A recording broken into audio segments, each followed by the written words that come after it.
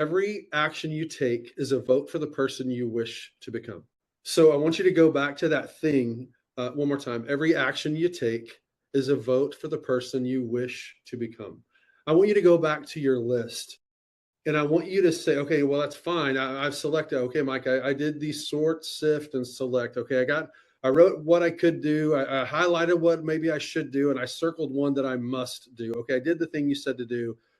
Now what? Okay, well, now I want you to think of it in the future tense.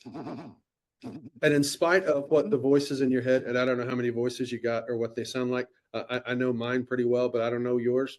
But typically, most of the voices in our head are not our biggest cheerleader. They're not cheering us on. They're reminding us of some other stuff, right?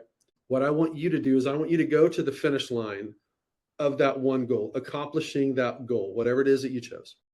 And then I want you to ask this question. What would someone who's already accomplished this, what would they do? So if you're overwhelmed by the possibility or the number of attempts you've already made and not succeeded, the question is, what would someone who has done this thing that I'm trying to do, what would be something that they would do? What would be an action that they would take? Because sometimes we can justify what we think will get us to the place when we know that actually won't get us to the place because we're not thinking clearly. We're thinking, and what have I already tried before? What are my habits? What am I going to fall back into? Not that. I want you to consider what would someone who's already accomplished this, what would be something they would do? And as an example, when I weighed 334 pounds, I was not yet a professional speaker. I worked in the church, which means I got paid in cookies. I got some money too, but there were listen, white chocolate chip macadamia nut cookies. Yes, please. Those are the ones that I requested from stage when people say, "Hey, Mike, Merry Christmas. What do you want us to bring you?" That was the thing. So what I had to get to at some point, I had to get to some hope, which is why we're trying to do some hope and some help for the holidays.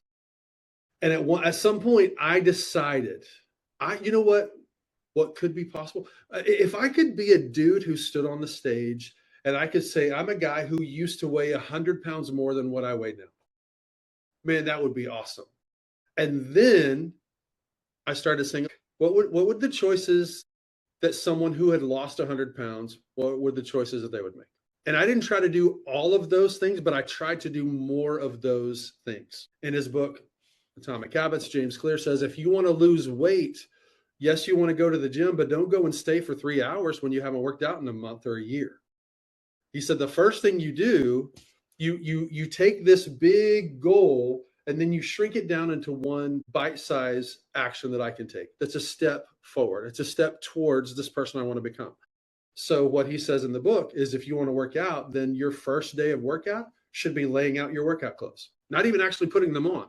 Day 2, you actually put them on. Day 3, you put them on and then you walk to the stop sign and then back. Day 4, then you get in the car and you drive to the gym. Don't even get out, just come back home. Day 5, you drive to the gym and you go in and you check in and then you come back. Day 6, you actually go into the gym. What you're doing, every one of those actions is you're casting votes for the person you wish to become. It's a reframe. And instead of being a person who weighs 100 pounds less than I did at that time, I reframed it. I want to become a healthy person. Instead of wanting to be someone who's written a book, I want to become a writer. And then you don't have to finish the whole book. You just write a sentence 2 days in a row, and then you're a writer when you say you're a writer. But the problem is most of the time we're not leaning in to say what we want to be. We're leaning down to the things that we feel like we're stuck in. This is a tremendous book. I highly recommend it.